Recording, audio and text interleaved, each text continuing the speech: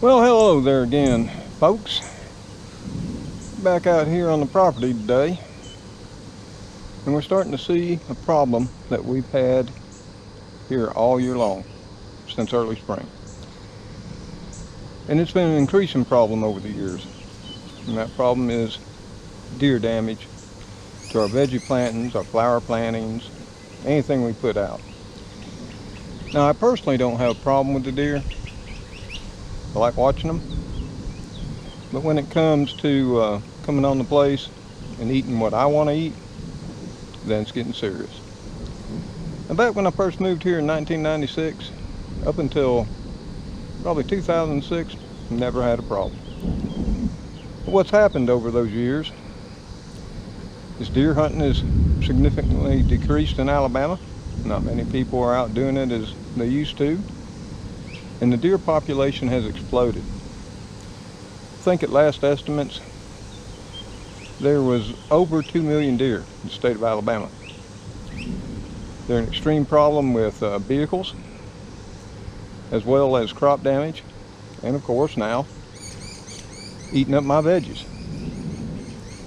So I'm going to try something today. Hopefully it'll work and deter them. I'd already put in one solution, I thought, and I'll show you that here in a second. But as of last night, that didn't work. So now I'm going to go to step 2. And if this doesn't work, then I'm going to do something that I've been trying not to do.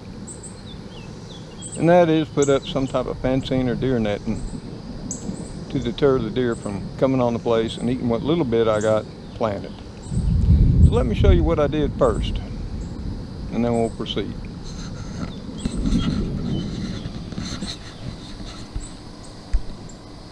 So what I did first, I went ahead and installed these motion activated LED floodlights. They're extremely bright. And then I set the motion detector to cover this area of our property. And they have worked for the last 4 weeks. I didn't see any more deer damage until I came out this morning. Let me show you what they did.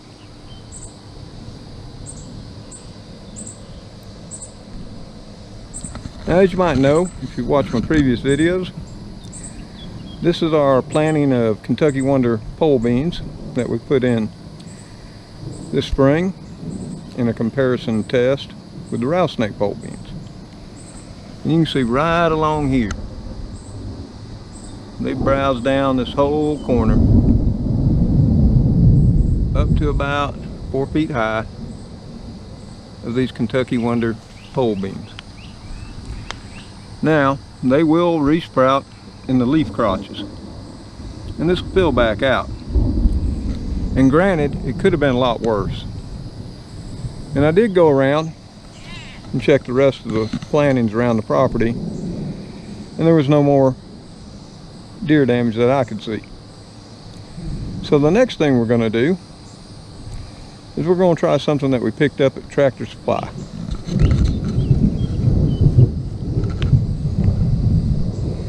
Now what we got here is a product.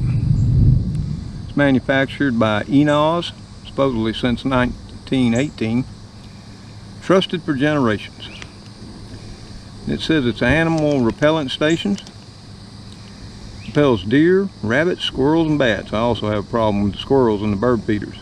So if it'll do that as well, I'll be extremely appreciative. And there are 6 pre-filled stations in there. And we're going to be setting these out in strategic locations around the property.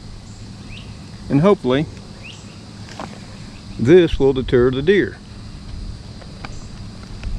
Or so I hope. If it should not, then we're going to head and bite the bullet and put up some deer netting or deer fencing. I really hate to do that. It just puts obstructions in the way of walking around the property. I'll have to put it across here to block this from the deer as an entrance to the plantings we have in the back area. And I'll most likely have to put it in on the other side to block their entrance to that part of the property. I'll show you how it's done, and then try to give you an update as to its effectiveness later. So stay tuned, we'll start setting these out.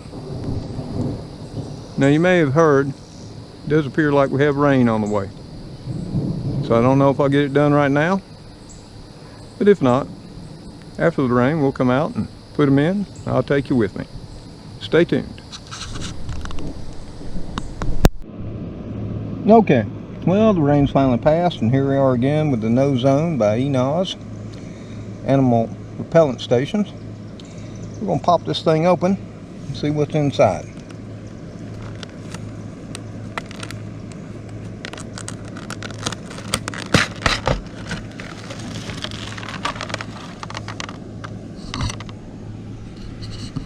Well, I popped the clamshell open, and the one thing you're going to notice right away when you open this up, there's a very pungent smell. I don't like it. And then we've got these little hangers, and this smell, I don't know how to describe it, but I don't care for it. Hopefully the deer and squirrel won't care for it either. It smells pretty bad, even though these stations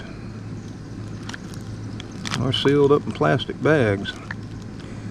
So we're going to break one of these apart, open it up, and see what we got to do to start placing them. Okay, let's try opening it up first, getting it out of the bag. I'll just rip it open. Of course, it smells even more wicked than it did. And what the directions says, we gotta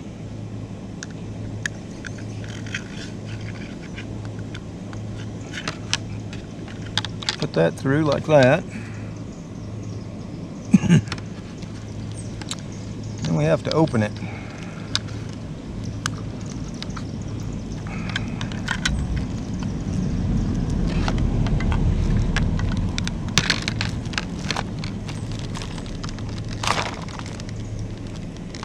Yep. Pulled it all the way out, but what you want to do is pull this bottom down till it just opens here.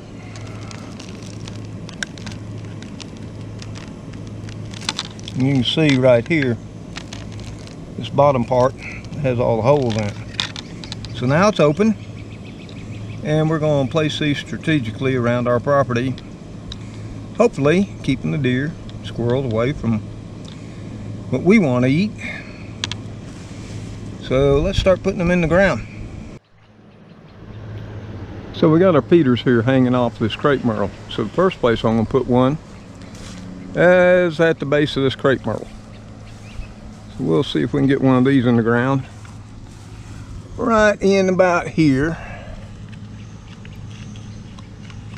We'll just stick it in. There we go. And we'll go open up a few more, stick them around in strategic places too. I'll take you along with me as I do it. The next one we're going to place is over here by our Kentucky Wonder green beans, where the deer browsed this corner down last night. So we'll be sticking another one in there. Let's see. We'll just stick one right in here beside it.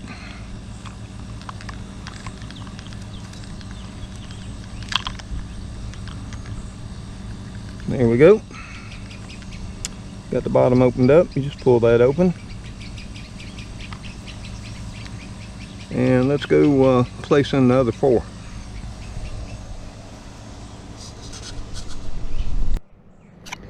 The third one, we're going to be sticking over here by our clothesline pole planting, where we have our straight 8 cucumbers, Parks approved Whopper tomatoes planted, as well as our rattlesnake pole beans that deer seem to love.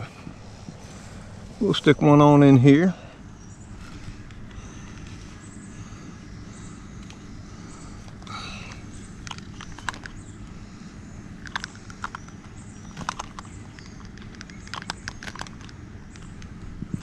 There we have it. Bottom's open. And we've got 3 more left. So we'll go ahead and stick them in. Take you along with us. Okay, I went ahead and set out the other 3 off camera, and I'll show you where I put them here in a sec. But I can tell you this, whatever's in them, whatever smell, it's really pungent. I don't care for it. Hopefully the deer, squirrel, and bunnies won't care for it either. Let me show you where I put the other 3 in.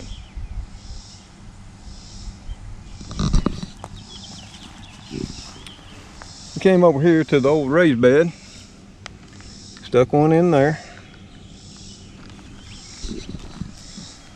and then we dropped one in over here by the old compost bed, because we've had deer last year come in and eat our green beans. So we got one there, and the last one is over by the truck tire raised beds. Now once I got them all placed, all 6 of them, I can tell you that you can definitely smell the scent through the air all over the property. And it's not pleasant. So hopefully the deer and the squirrels and the bunnies won't find it pleasant either. And this is the 6th one, last and final. It's here by my 2 little truck tire beds. So we'll have to see what to do. And as we proceed on in the coming days and weeks, I'll keep you updated. I'll let you know indeed if they work or if they don't. If they don't work, well, then we'll proceed on with putting up some deer netting or deer fencing. And I guess that will finally put an end to the deer. Of course, with that said, it will also have me where I've got to mow around it and weed eat. 2 things I don't want to do, but you gotta do what you gotta do.